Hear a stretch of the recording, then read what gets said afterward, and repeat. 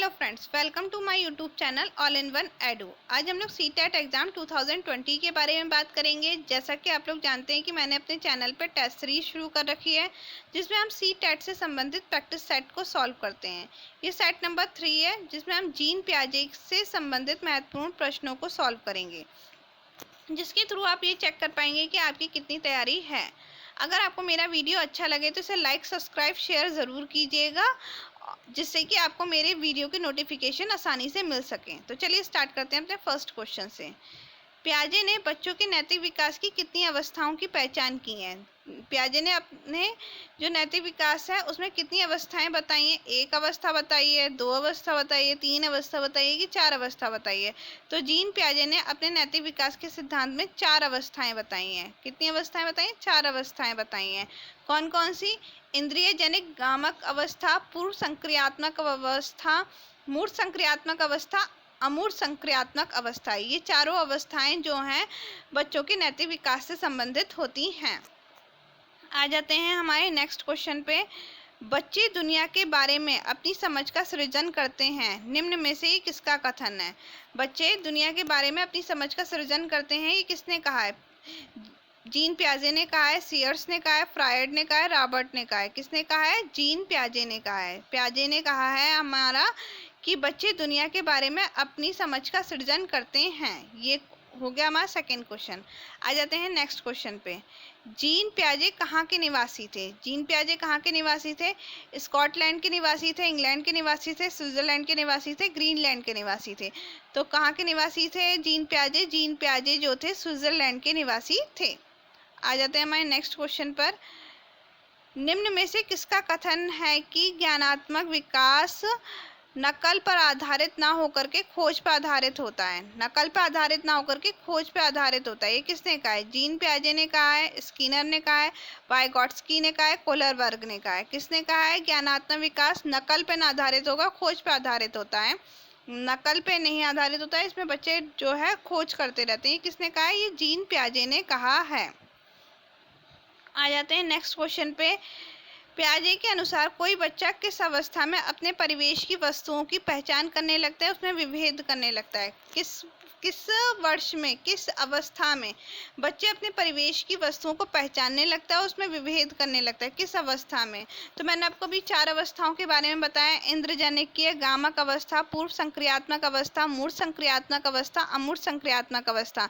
इनमें से किस अवस्था में बच्चे अपनी वस्तुओं को पहचानने लगता है, उसमें विभेद करने लगता है? तो पूर्व संक्रियात्मक अवस्था। किसमें करने लगता है? पूर्व संक्रियात्मक अवस्था।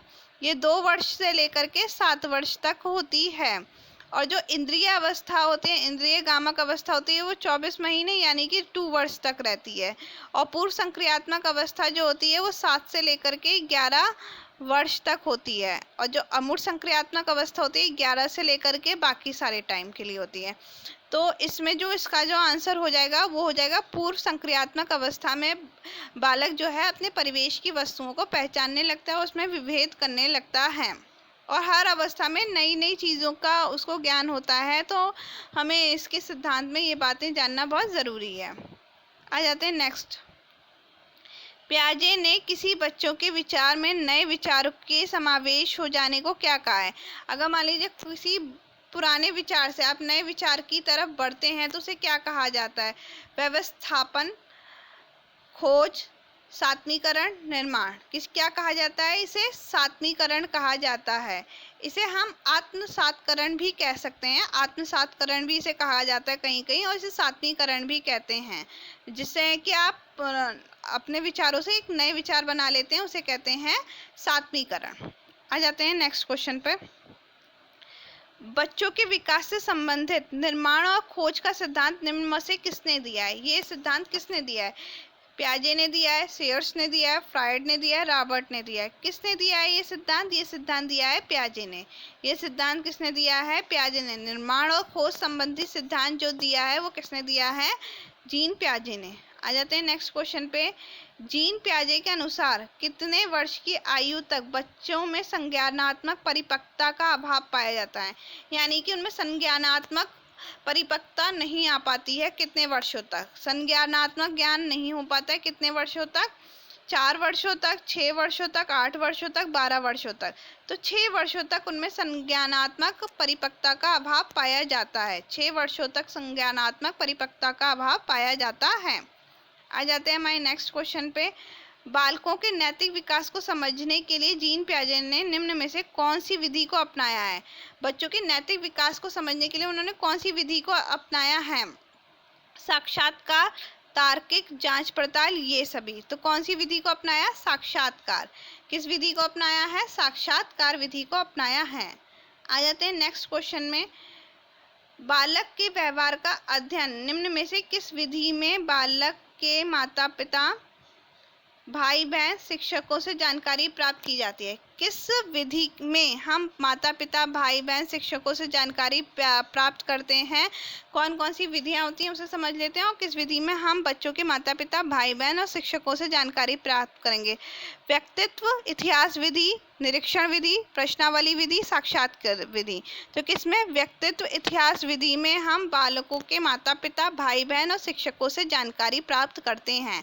कौन सी विधि में? व्यक्तित्व इतिहास विधि। तो आज ये जीन पियाजे से संबंधित महत्वपूर्ण प्रश्न है। हम आगे भी इनसे संबंधित प्रश्नों के बारे में बात करेंगे। अगर आपको ये मेरा वीडियो अच्छा लगा हो तो इसे लाइक, सब्सक्राइब, शेयर ज़रूर कीजिएगा, जिससे कि आपको नोटिफिकेशन मिल सकें। आज की वीडियो में इतना ही। मेरा वीडियो देखने के लिए धन्यवाद।